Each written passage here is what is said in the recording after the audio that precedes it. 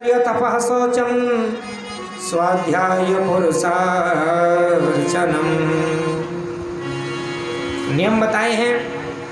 मन को बस में करना है तो हम अहिंसक बने, शाकाहारी बने, क्योंकि आहार जिसका शुद्ध है उसका व्यवहार भी शुद्ध हो जाएगा। आहार गलत होगा तो व्यवहार यानी बिगड़ जाएगा। आहार बिगड़ेगा तो व्यवहार बिगड़ेगा, और जब व्यवहार बिगड़ेगा तो संसार बिगड़ जाएगा। इसलिए पहले आहार को शुद्ध करो, खान पान पर विशेष ध्यान देना चाहिए। भगवान कहते हैं, मैंने खाने को दूध दही माखन दिया, भोग मिष्ठान भी मैंने पैदा किया। भोग मिष्ठान भी मैंने पैदा किया। भोग मिष्ठान भी मैंने पैदा किया। मैंने खाने को दूध दही माखन दिया, भोग मिष्ठान भी मैंने पैदा किया। भोग मिष्ठान भी मैंने पैदा किया। भोग मिष्ठान भी मैंने पैदा किया। लेकिन जीव जंतु को फिर तू सताने लगा। जीव जंतु को फिर तू सताने लगा। जीव जंतु को फिर तू सताने लगा। जीव जंतु को फिर तू सताने लगा। मांस मदिरा जो खाए तुम्हें क्या करो। मांस मदिरा जो खाए तुम्हें क्या करो। मांस मदिरा जो खाए तुम्हें क्या करो। मांस मदिरा जो खाए तुम्हें क्या करो। मैंने मानस जन्म तुझको हीरा दिया। मैंने मानस जन्म तुझको हीरा दिया। जो तू बिरथा गवाए तो मैं क्या करूं। जो तू बिरथा गवाए तो मैं क्या करूं। वेद गीता में तुझको बता सब दिया। वेद गीता में तुझको बता सब दिया। तू समझने न पाए तो मैं क्या करूं। तू समझने न पाए तो मैं क्या करूं। तू समझने न पाए तो मैं क्या करूं। तू समझने न पाए तो मैं क्या करूं। मैंने खाने के लिए क्या दिया? बोले माखन, दूध, दही, मेवा, मिष्ठान, पकवान, खूब कुरचन, खीर, मोहन खीर, खजला, जलेबी, कलाकंद, बालूशाही, मोहन थार, मेवा बाटी, मठरी, सूरपाक, हैं? खूब बादाम, छुआरे, मुनक्का, किशमिश, दाख, चिरौंजी, पिस्ता, काजू सब तैयार किया है। लेकिन इन सबको छोड़ करके तू मांस मछली खाने लगा, मांस मदिरा पीने लगा, तो इसमें मेरा क्या दोष? अच्छा एक बात बताओ, हम लोग मांस खाते हैं? हमारी कोई सुई लगाता है तो हमें कितना कष्ट होता है, लेकिन जिस मांस को हम खा रहे हैं, जिस जीव के गले पर छुरी चली होगी, चाकू चला होगा, उसको तड़फा तड़फा करके मारा गया होगा, उसकी आत्मा कितनी भटकी होंगी, कितनी तड़फी होंगी, और हम उसके मांस का भक्षण कर रहे हैं। क्या हमको शांति मिल सकती है? क्या उसकी आत्माओं बुरी आत्मा, उसकी बरदुआ हमको नहीं लगेगी? उन जीव जंतुओं की बरदुआ हमको अवश्य लगेगी। लेकिन लोग बड़ी बड़ा में आजकल न जाने क्या क्या खान पान प्रारंभ कर दिया। उसकी बाद में कहा,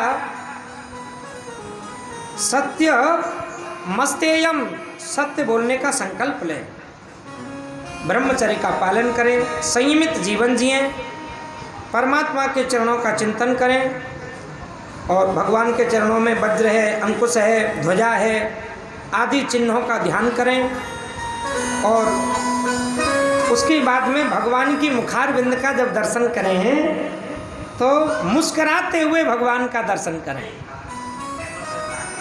कि हासन हरेरवनता खिललोक तीव्र,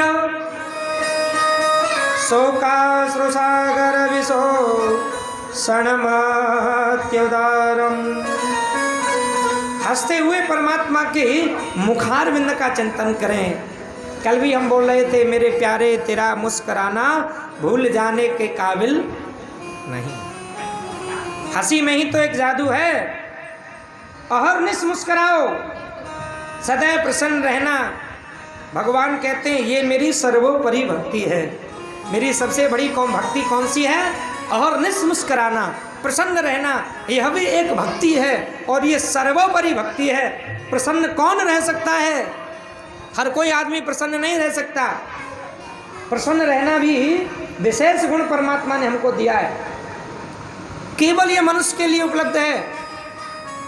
आपसे किसी ने कहा आज तक, सवेरे आकर के बोले रात में हमारी भैंस रात भर हंसती रही, या हमारी गौ रात भर हंसती रही?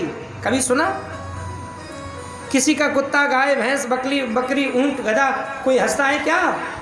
हंसने का विशेष यह गुण केवल मनुष्य को दिया है। हंस केवल मनुष्य सकता है। जब तलक है जिंदगी सबको हंसा के जी। क्यों? क्योंकि हंस के भी सुलझ जाती है उलझन कभी कभी। इसलिए हंसो और हंसाओ।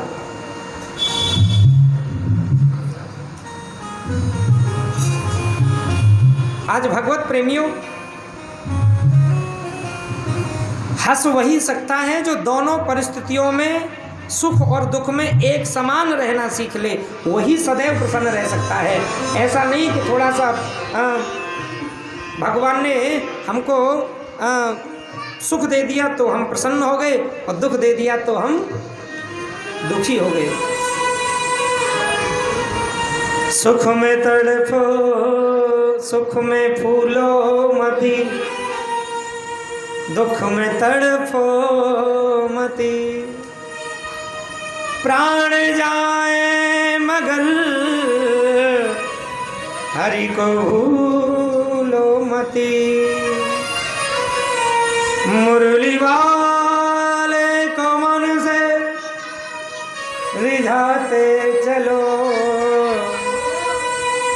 कृष्ण गोविंद गोपाल गाते चलो।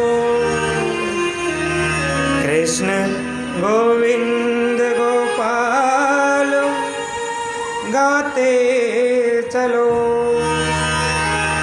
और परमात्मा के प्रति प्रेम करने की 3 धारा हैं। भक्ति की 3 धारा हैं। परमात्मा से प्रेम करने की प्रथम धारा है विश्वास। विश्वासो फलदायक। विश्वास होना चाहिए। क्या? बोले याद आएगी उनको कभी ना कभी, कृष्ण दर्शन तो देंगे कभी ना कभी। ऐसा विश्वास मन में जगाते चलो, कृष्ण गोविंद गोपाल गाते चलो। कृष्ण गोविंद गोपाल गाते चलो, कृष्ण गोविंद गोपाल गाते चलो, कृष्ण गोविंद गोपाल गाते चलो, गोविंद गोपाल गाते चलो। याद उनको हमारी कभी ना कभी आएगी, ऐसा विश्वास हृदय में रखे रहो। परमात्मा से प्रेम करने की पहली धारा है विश्वास, और भगवान से प्रेम करने की दूसरी धारा है संबंध। पहले तो विश्वास होना चाहिए, दूसरा जिससे हम प्रेम करते हैं उससे हमारा कोई संबंध होना चाहिए। जब तक संबंध नहीं होगा तब तक प्रेम नहीं होगा। संबंध चाहे जो हो, माँ बेटे का भी प्रेम होता है, बहन भाई का भी प्रेम होता है, पिता पुत्र का भी प्रेम होता है, गुरु शिष्य का भी प्रेम होता है, भक्त भगवान का भी प्रेम होता है। परमात्मा को भाई मान लो, मित्र मान लो, बेटा मान लो, पिता मान लो। कहते ही त्वमेव माता च पिता त्वमेव बंधु च सखा त्वमेव विद्या द्रविणम त्वमेव सर्वम मम जब कहते ही हैं तो मानने में जा क्या रहा है, मानना भी तो चाहिए। पहला है विश्वास और दूसरा है संबंध और तीसरा है समर्पण। पहले विश्वास करो, फिर परमात्मा से संबंध बनाओ और फिर उस पर समर्पण हो जाओ। तन मन धन और जीवन सब कुछ है तेरा, तेरा तुझको अर्पण क्या लागे मेरा। तुधियं वस्तु गोविंद तुभ्यमेव समर्पये। तीसरा है समर्पण। विश्वास, संबंध और समर्पण, ये तीन धारा हैं परमात्मा से प्रेम करने की। और भगवान तो भाव का भूखा है, भाव का भूखा हूँ मैं, भाव ही एक सार है। भाव से मुझको भजे बाको भव से बेड़ा।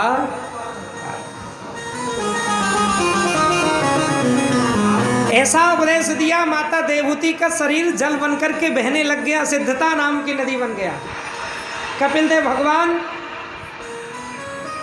गंगा सागर क्षेत्र में जाकर के भजन करने लग गए। तीसरी बेटी है मनु महाराज की प्रसूति। प्रसूति का विवाह दक्ष प्रजापति के साथ में हुआ।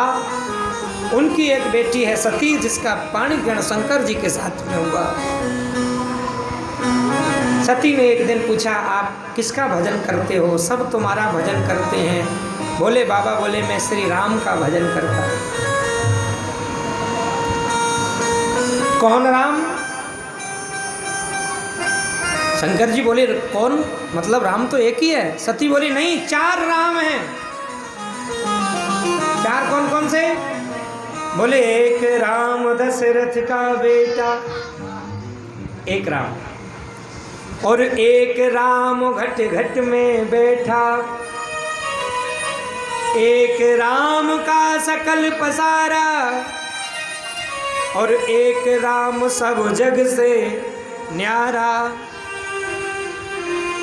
एक है दशरथ का बेटा राम, एक है आत्मा राम, एक है सर्वव्यापी राम, और एक है निराकारी राम। शंकर जी बोले अरे इन चारों में तुम्हारी दृष्टि में 4 है, लेकिन ऐसे समझ लो, वही राम दशरथ का बेटा, वही राम घट घट में बैठा, वही राम का सकल पसारा, वही राम सब जग से न्यारा। वही एक राम, अलग नहीं है। लेकिन सती की समझ में नहीं आया।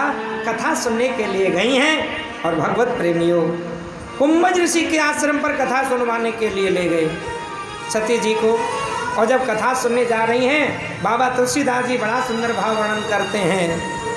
एक बार त्रेता युग में, एक बार त्रेता युग में, शंभु गए कुंभज ऋषि माहे, शंभु गए कुंभज ऋषि माहे, संग साधी जग जननी भवानी, संग साधी जग जननी भवानी,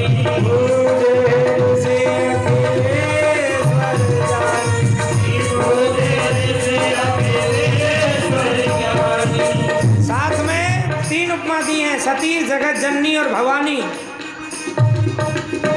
ऋषि ने पूजन किया।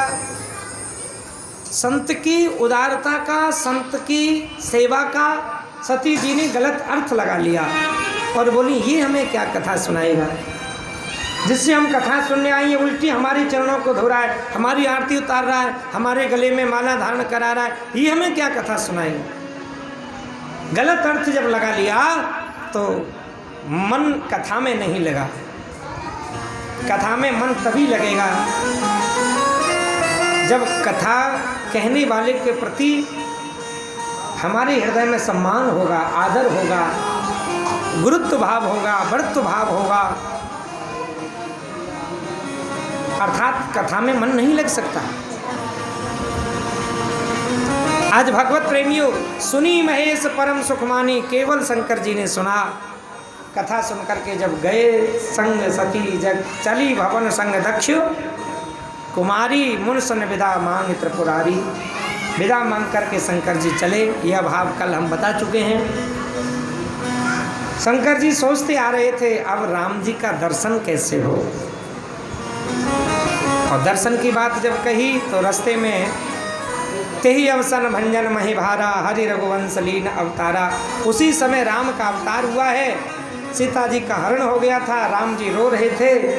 सती जी ने परीक्षा लेनी चाहिए। शंकर जी की बात पर विश्वास नहीं हुआ। और भगवत प्रेमियों, पुन पुन हृदय विचारी कर धर सीता कर रूप, और आगे होए चल पंथ ते जेहि आवत नर भूप। सीता बनकर के आगे आगे जा रही हैं। असली सीता तो राम के पीछे चलती, लेकिन नकली सीता आगे चल रही है। मतलब ये कि हम भेष चाहें कितना बढ़िया बना लें, लेकिन ओरिजिनल की तरह चलना हमसे नहीं आता। राम जी ने परीक्षा दी, प्रणाम किया। पहले तो परीक्षा लेने आई हैं, परीक्षा लेने वाला गुरु होता है, गुरु समझ के प्रणाम किया। और उसके बाद में